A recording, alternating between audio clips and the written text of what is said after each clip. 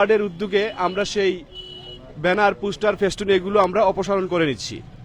আর আমাদের সাংবাদিক বড় ভাই কামাল ভাই একটি প্রশ্ন করেছেন যে আমাদের দলীয় কোনো বাধা বা নির্দেশনা আছে কিনা।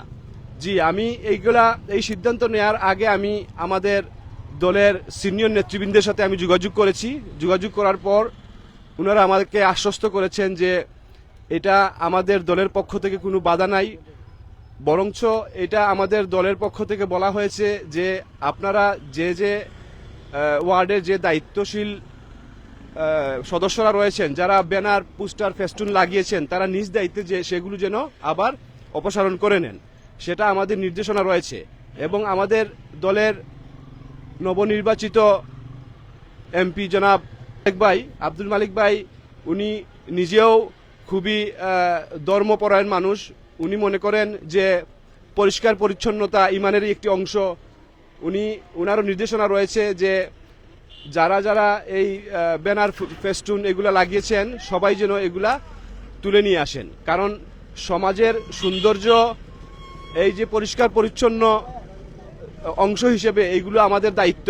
আর এই যদি পরিষ্কার পরিচ্ছন্নতা আমরা প্রতিটা ওয়ার্ডে আমরা নিজস্বভাবে করে থাকি, তাহলে এইগুলা আর আপনার অন্যান্য যে ওয়ার্ড রয়েছে, অন্যান্য ওয়ার্ডে তারাও যদি এইগুলো আমাদের এই অংশগ্রহণে এই পরিষ্কার পরিচ্ছন্ন তার অংশ হিসেবে তারাও যদি এগুলো অপসারণ করে নেয়, সবাই যদি সবার ওয়ার্ড থেকে এগুলো আমরা খুলে রেখে দেই, তাহলে আমাদের সমাজের সৌন্দর্যটা ফিরে আসবে।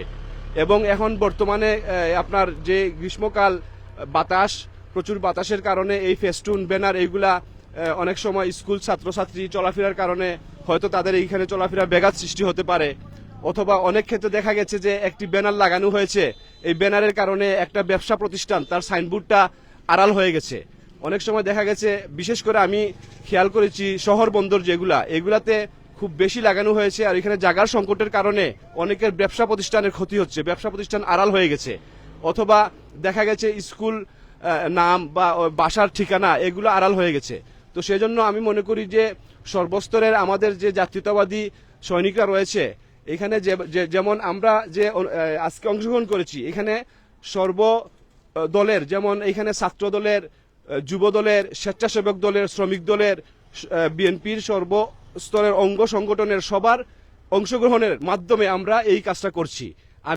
সর্বপ্রথম আমি আসলে ধন্যবাদ জানাই ছোট ভাই রকিবকে, কারণ আমরা দেখছি পিপিএম সেন্টারে আসলে একটা যেটা আমাদের মাথায় ছিল না, কিন্তু পরিষ্কার পরিচ্ছন্নতা ছোট ভাই রকিবের এই আইডিয়া থেকে এইগুলা করা হয়েছিল। আজকেও দেখতেছি এইগুলা পরে পিপিএম সেন্টারে আমরা পরিষ্কার পরিচ্ছন্ন করার পরে দুপুরে মরহুমা বেগম খালেদা জিয়ার যে রুহের মাগফিরাত কামনায় দোয়া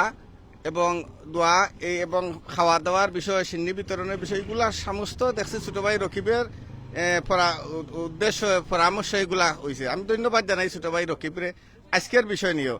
যাই হোক, আমরা আলহামদুলিল্লাহ আমরা বিএনপি দেশে আজকালকের ভিতরে শপথ নিব সরকার গঠন করার জন্য। আমরা ইনশাল্লাহ সবসময় সতর্ক থাকবো ভোটারের সাথে, যাতে আমরা সুন্দর আচরণ এবং ব্যবহার করি, যাতে ভোটারে আমাদের আচরণের জন্য সন্তুষ্ট হয় যেন ইনশাল্লাহ আমি গত কয়েকদিন আগে বলছিলাম আগামী 5 বছর, এই 5 বছর যেহেতু আমরা একটা বুটের উৎসব অনেকদিন 17 বছর মানুষ দেখছে না, নতুন যারা ভোটার হয়েছে তারা বুট সম্পর্কে তাদের আইডিয়াও ছিল না, কিন্তু আমরা তাদের ঘরে ঘরে গিয়ে তাদেরকে বুঝিয়েছি। অনেক সময় বুটটা কেন্দ্রে নেওয়ার জন্য একটা এক গোষ্ঠী অনুৎসাহিত করেছিল বুট কেন্দ্রে না যাওয়ার জন্য, কিন্তু আমরা দেখেছি একবারে ছোট শিশু কুলে নিয়েও অনেক মা বোন বুটে এসেছেন। 80-85 বছরের মহিলা, আমার আম্মাও একজন 80-85 বছরের, আমি নিজে নিয়ে এসে বুট দিয়েছি। সবাই যারা বুট দিতে পারবে না তারাও এসেছে, তারারও সহযোগিতা করিয়া বুট দেওয়া হয়েছে।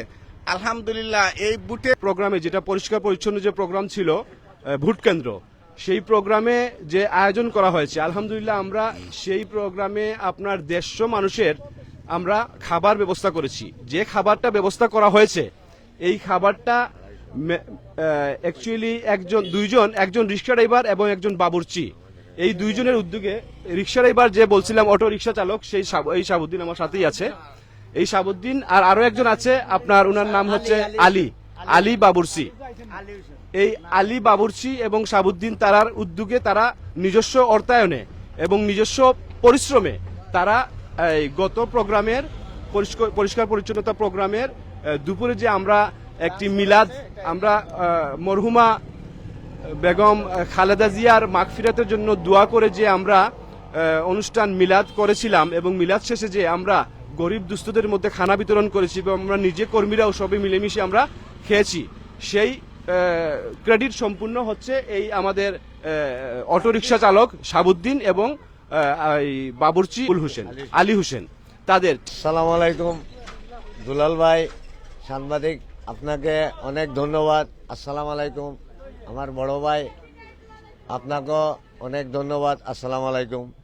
আমাদের বেগম খালেদা জিয়া মারা গিয়েছেন, অতএব সামন শেষ হওয়ার পরের দিন আমার নকিব, আমার ছোট ভাই নকিব, আমার লগের ইসুফ আমাদের বলছে যে আগের দিন রাতকে যে সারা পুরান বাজার পরিষ্কার হবে, তোমরা থাকবে।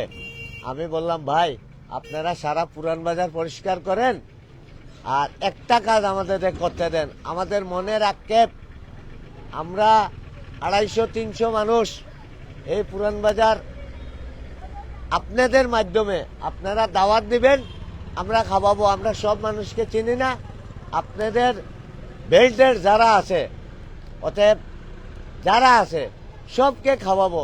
তিনি বলছে কি খাওয়াবা? কই ভাই আপনারা খাইলে বুঝতে পারবেন কি খাওয়াবো। আমরা গরিব হতে পারি, আমাদের আত্মা অনেক বড়। আমি আলিশেন উদ্যোগ নিয়ে আমরা 250 থেকে 300 মানুষের আয়োজন করছি।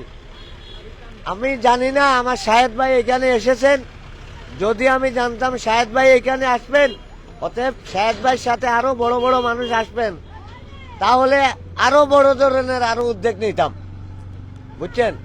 তাই আমি নকিব ভাইকে অনেক ধন্যবাদ, আমার ইসুফ ভাইকে অনেক ধন্যবাদ, তারা আমাদের সাথে অনেক সহযোগিতা করছে। অতএব পার্টনারশিপ আছিল সারা রাত পর্যন্ত আমরা